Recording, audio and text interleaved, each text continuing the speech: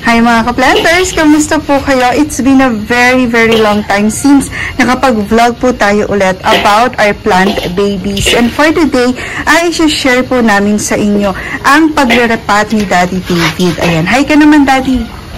Hi! Ayan. So, kanina nga po, habang ako ay nagpapahinga at natutulog pa, ay nagpunta pala si Daddy David sa bae para bumili ng mga paso and mga soil mixtures na kanya pong gagamitin. And shout out po pala sa Dulai's Garden. Ayan, kamusta po kayo?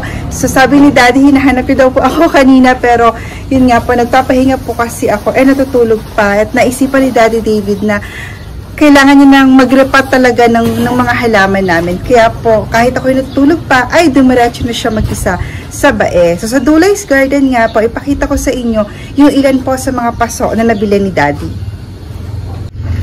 Ayan. So, diba napakaganda na itong paso na yan. So, dyan namin ilalagay si antfall namin. Ayan. Si antfall, dyan namin siya ilalagay. And then, eto pa. Ayan. Hi, Papa! Ayan, so itong dalawang malaking clay pot po na yan, sa Dulai's Garden din po iyan, na bili ni Daddy. Tapos, ang ilalagay naman namin dyan, ay itong dalawang malaking halaman po namin. So, and ayan, syempre yung mga plastic pots natin na parang pabalde style, sa Dulai's Garden din po kami nabili. So, along the highway lang po ang Dulai's Garden. Kapag galing kayo ng Manila, sila po ay nasa right side bago mag-Jollibee, McDo. Kung galing naman kayo ng Santa Cruz, Pila, Victoria, sila po ay nasa left side after naman ng Jollibee, McDo. Ganun. And, ayan, so ito pong mga lupa, mga ipa, tapos yung mga cocoa peat, cocoa chunks, along the highway po yan nabili ni Daddy. Tapos itong mga cement pot, ayan, so ito pong cement pot na yan, na kaya ni Daddy buhatin siya mag-isa. Ayan, no? Malaki po yan. So ito ay sa bae rin to, Daddy, no? Sa highway ng bae yan, nabili ng ating si Daddy David. Along with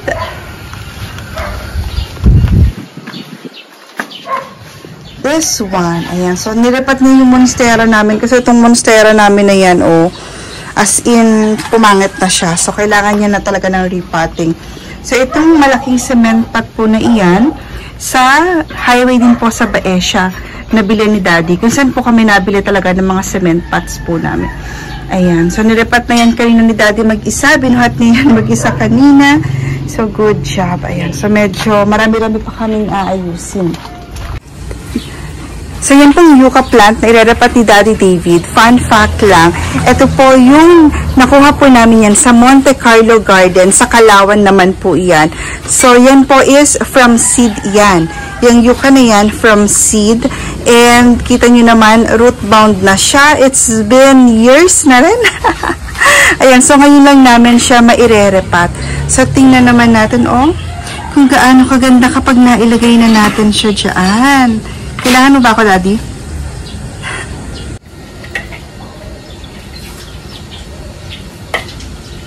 So, dito yung soil mixture po na gagamitin ni Daddy. Pinaghalo-halo lang po ng cocoa peat, iba ng palay. Ano pa, Daddy? Ha? Soy. Soy. Tsaka soy. Tatlo lang. Tatlo lang. So, kailan pa to, Daddy? May 3 years? 4 years na rin pa sa atin, no? Kasi, ito yung nagla-live selling pa tayo dati sa Monte Carlo, no? So, dati po kasi nagla-live selling pa kami sa Monte Carlo Garden, naglabas sila ng mga yucca plants na from seed. So, ilang pots lang yun na available. Tapos, sabi namin, hala, from seed. So, which is parang, that time po kasi, hindi siya ganun ka-common. So, kumuha kami ng isa. And ngayon, Tita Tina, ito na siya. Diba? Ang ganda niya na. Pero also, yeah. So, mas papataasin pa namin siya ng kaunti. Tapos, kapag na-reach niya na yung certain height na desire namin for it, tsaka namin siya puputulan para dumami yung ulo niya. Right, Daddy? Right. Left. Ang ganda nitong cement pot na ito. Actually po, yung mga rubber trees po namin, naka-cement pot na rin sila. So, nung last vacation ba, Daddy, or mga last 2 vacations mo, no?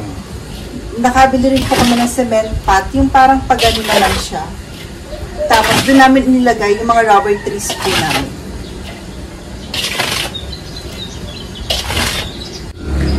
And kaya ba daddy? Kaya mo mag-isa? Bawal po kasi ako magbuhat dahil ako po ay na-operahan. Kaya we'll see. Daddy. 1, 2. Oh! My gosh. See that, guys? Kung gaano ka-strong ating si Daddy David. Good job, Daddy. Nice. Bagay nga dyan sa isa pang paso na yan, Daddy, si Anita, no? Yeah. Kasi, yung nabilhan kasi ni Daddy po ng cement pot na yung ginamit namin kay Yuka, dyan din po niya nabili yung mga cement pots po na gamit namin ka na rubber trees. Ayan. So, medyo makalat lang. Pero, hindi ko sure kung kita lang po pero ayan po yung cement pot na nabili rin ni Daddy before. Dun po sa highway ng Bae. So, napakagandang klase po ng cement pot na yan. Kasi, yung iba kasing mga cement pots, nagka-crack kasi siya. Pero ito, nasa amin na yan, ng may 1 taon na rin po kasi nakadalawang kontrata lang si Daddy since nabili po namin yan and narapat niya yan. So, okay pa naman siya. Wala siyang crack. Kaya magandang quality. Kaya dun ulit bumili si Daddy TV.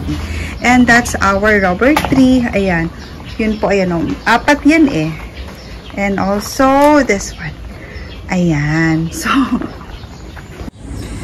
ayan. So, yung next naman po na i-rerepat ni Daddy David is yung aming ant fall. Ayan siya. Center yung foliage namin. So, before, nung maliit pa siya, as in, actually yan, nakuha ko po siya ng ganyan lang siya kaliit. That time, kasi sobrang liit niya kasi before, during the pandemic, sobrang mahal po kasi ng mga ant fall.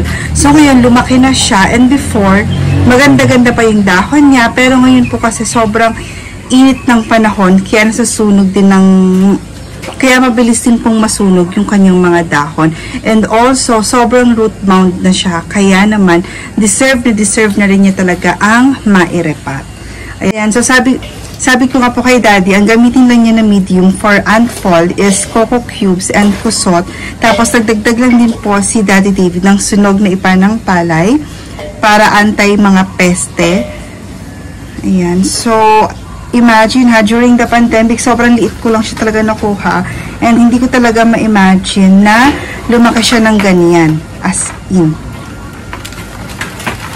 Yun nga lang, sobrang pumangit na nga po yung dahon niya kasi ay sobrang init ng panahon. Tapos ay root bound na siya. So, since nag-undergo nga po ako ng operation and marami rin po naging ganap lately, hindi ko po talaga naasikaso yung mga halaman namin. That is why si Daddy David, every vacation niya, yan talaga yung isa sa mga projects niya. Yan, diba? Sana all may Daddy David, diba? Smile ka naman, Daddy. Ang ugat nyo. No, grabe, no? Oh, gawan ugat, no? Marami naman siyang ugat, so carry lang yan.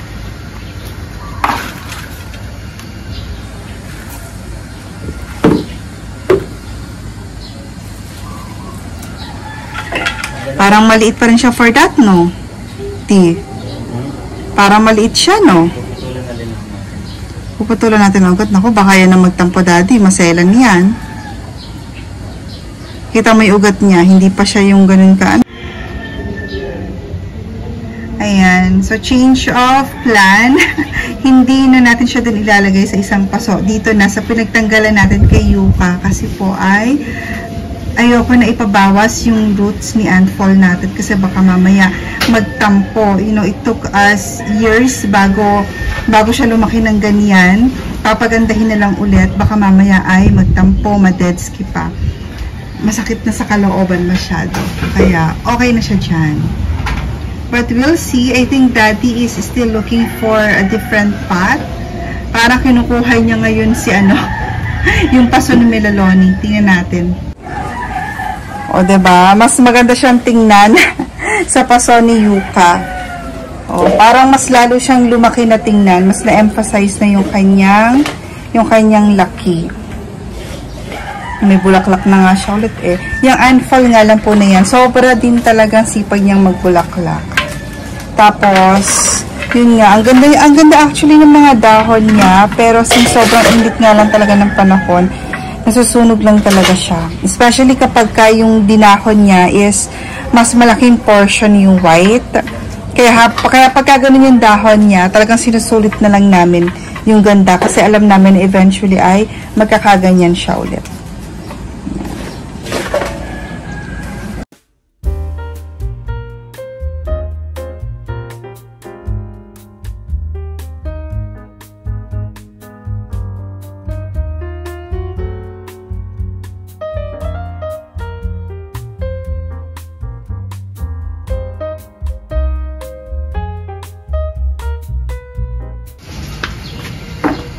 Yan guys, so tingnan nyo naman yung aming cardboard. Ang ganda ng ugat. And ang cute ng paso na nabili ni Daddy sa Dulai's Garden. Daddy, pakita mo. Para siyang yung, ito yung mga clay pot na style, pero plastic pot siya. Mura lang. Mura lang pati. Limbutan ni Daddy kung magkano, pero mura lang. Hindi naman po nagmamahal ang mga paso sa Dulai's Garden. Hindi naman po kami nabili ng mahal.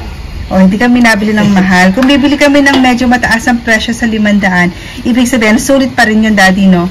Mas mura pa rin siya compared sa iba. Ayan. Diba? Yan, no? Isa po si cardboard sa mga halaman na nakuha namin ng maliit pa, baby pa. Pero ngayon, through the years, ay lumaki na rin siya. So, si cardboard, ibabalik na lang namin muna siya sa greenhouse kasi ay nawawala na kami ng space dito sa loob. Tsaka okay naman, maganda naman siya doon sa pinagpupwestuhan niya. Medyo kailangan lang i-clear ng kaunti ni Daddy yung paligid niya para medyo makahinga-hinga pa rin siya. Kasi po, doon po sa greenhouse na yon, ayan, dyan po kasi sa loob ng greenhouse namin, ay talaga nag-wild na rin po yung mga halaman. Ayan, diba? May pa-flower din ng ating cardboard. Ang ganda, oh. Pero so, ayan. Ang clay pot na nabili sa Dulai's Garden. Ang laki niya. Nakakatuwa. Ang kagandahan po kasi sa mga clay pot, especially kapag kayo sa malalaking halaman, tapos nasa labas kasi ay hindi siya tumbahin. Unlike ng mga plastic pots. So, yan po yung mga natutunan namin ni Daddy. Mabigat lang siya talaga, pero believe us, kapag ka nagbagyuhan, malakas ang hangin, wala, kumbaga naglalas yung worry namin kapag ka nasa clay pot talaga sila. Ayan. So, dyan na siya ilalapat ni Daddy kasi mabigat na yan mamaya. Na, Daddy? Okay. Actually, nung nakaraan niya pa po yun talaga pinanggigigilan yung pagre-repat kasi nga po ay marami kaming halaman na na-deadski, marami kaming halaman na talagang tumamlay, pumangit kasi nga po ay marami talagang mga naging ganap lately, hindi ko sila naasikaso. And ngayon, we promise na babawi talaga kami. Ayan. So, si Melaloni namin, I think we got this one sa Monte Carlo Garden din po yan. Together with our golden Melaloni. Ayan. So, ito yung mga dating nila-live selling namin ng, magkano ba to? Para nasa 800 to 1,215, mga ganon. And look, nasa ano pala si Daddy, no? Seedling, seedling bag. Hindi na pala natin siya tinanggal before, oh, diba? Yan. Suksok lang. Isinuksok ko lang sa balde. Tapos ngayon, ayan, root bound na siya. Kaya naman talagang gustong-gusto rin namin talagang nabili po ng halaman dyan sa Monte Carlo kasi ay sobrang established yung kanilang mga halaman and talaga namang lumalaki, gumaganda, and tumatagal. Siyempre, Corazon. Ito si Corazon. Ito naman galing ito sa Espiritu family. Espiritu nga ba? Sa mga taga-Malvar. Ayan. Yan, tinanggal namin siya sa plastic pot. Yung plastic pot na pinagtanggalan, magagamit namin siya sa iba pang halaman. Dalawang puno na pala ito, Mami. Yes, Daddy. Mahigit 1 puno na nga yan siya. Hindi lang dalawa. Mahigit 1 puno yan. Hindi lang yan 2 talaga. Kasi, kasi kumbaga, maganda siya kasi pagka nanganak, Daddy. Kasi evenly spread yung kanyang mga dahon. Ayan. So, hindi siya yung gumagapang-gapang. Kaya maganda.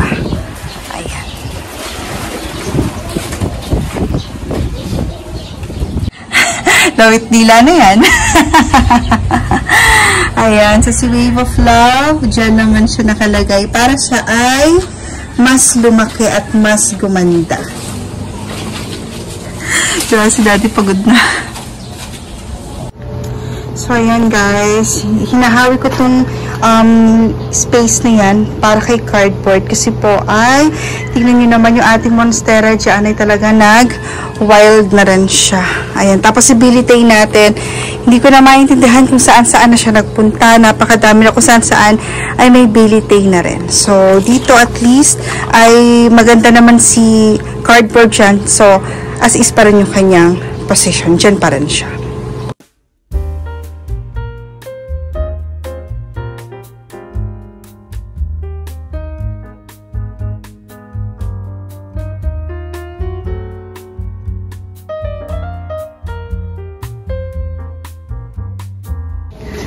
Mga ka-planters, tingnan niyo yung ating ponytail. Diba? Mag-ina yan sila. Itong isa ata yung tatlong ulo, Daddy. Tama ba? Ito ba yung tatlong ulo, no? Yung maliit? Dami. Hindi lang tatlo ba yan? Ayan. Pero kasi siya, hindi na siya lumaki. I mean, established siya. Lumaki siya ng kaunti lang, pero hindi siya yung talagang tumaas na. So, it's time para ma-repat siya. And this is the ponytail na talaga namang, ano yan, pinangarap, iniyakan niya ni Daddy na Daddy. Para lang magkaroon. Umabot pa kami ng kalamba. So, paghahanap ng abot kayang ponytail during the pandemic season. And that one naman, yung re-repat pa ni Daddy, yung bonsai po na yan, we got it at NDA's, NDA's Lucky Plants sa Padre Garcia naman po, sa Batangas. Ayan. So, yung iba, sabi nila, nahirapan daw silang ma-establish at mabuhay yung bonsai nila. Pero kami, it's been years na rin po. And, taran! Buhay pa rin siya. Diba, Daddy? 1, 2,